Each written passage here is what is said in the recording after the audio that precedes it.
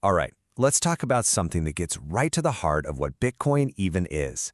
We always hear it called invisible internet money, right? But what happens when the power goes out? What happens when the very thing that makes it work, the internet, electricity, just disappears? I mean, it's a pretty wild question when you think about it. If your money only exists online, can it actually hold up in a real-world disaster? Or does one big power failure just, bring the whole system crashing down? And this is where it gets really fascinating. Because if you ask people who know their stuff, you get two totally opposite answers. Some will tell you it's one of the toughest, most resilient systems humanity has ever built. And others, they'll say it's shockingly fragile. The crazy part is, they're both kind of right. Okay, let's dive into the first side of this argument, the case for resilience. People have come up with a great way to think about this. They call it the stubborn mule. So to get this, you've got to understand the tech that makes Bitcoin tick, the blockchain. Now, in the simplest terms, it's just a digital record book of every transaction. But here's the key. Instead of one book in one bank, there are thousands of copies on computers, or nodes, all over the world. Every time a transaction happens, every single copy gets updated. And that is why they call it a stubborn mule.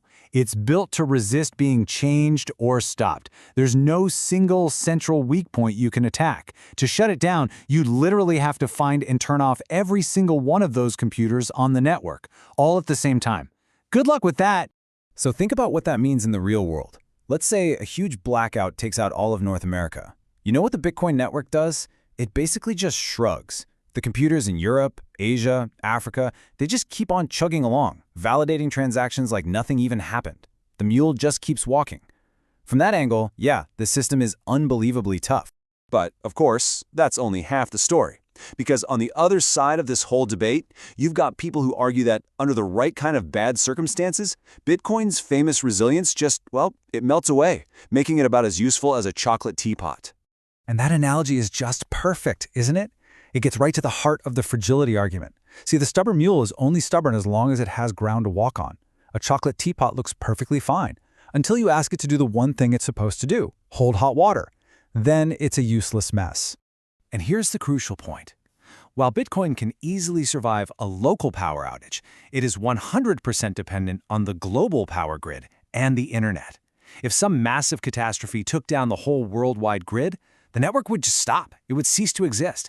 You couldn't send your Bitcoin, you couldn't receive it, you couldn't even prove you owned it in the first place. And the sheer scale of this dependency is, it's mind-blowing. All those computers that keep that mule walking, they burn through an incredible amount of electricity. We're talking more than the entire country of Argentina. And this isn't some minor detail, it's essential for Bitcoin's security. This massive energy use is what secures the network. So the more energy it uses, the more secure it is, and paradoxically, the more vulnerable it is to a massive power outage. So, where does all this leave us? We've got a system that's both incredibly tough and, at the same time, ridiculously fragile. It really is a paradox. Now, when you put it all side by side like this, it really snaps into focus, doesn't it?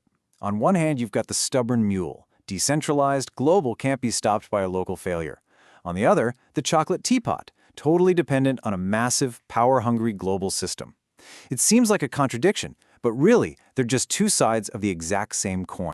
And honestly, if you take away just one thing from all this, let it be this. Bitcoin's greatest strength is its greatest weakness. The very thing that makes it a stubborn mule, that huge global energy-burning network of computers, is the exact same thing that makes it a chocolate teapot. To be resilient, it has to consume a massive amount of energy, and that consumption is precisely what creates its biggest vulnerability. So we're left with this huge final question. This trade-off between resilience and consumption, is it a necessary feature? Is this just the price you have to pay for a new kind of global, independent financial system? Or is it a fatal flaw, something that ultimately means the whole project is doomed from the start? It's something to think about. Hey y'all, I hope this helped you understand this stuff a little better. Let me know in the comments, and let me know if there is a topic you are curious about. Maybe I can help. You can also check out these two videos. Hope they help you. Make sure to like, subscribe, and hype this video. Always appreciate y'all, and thanks for stopping by the Stoop. God bless always.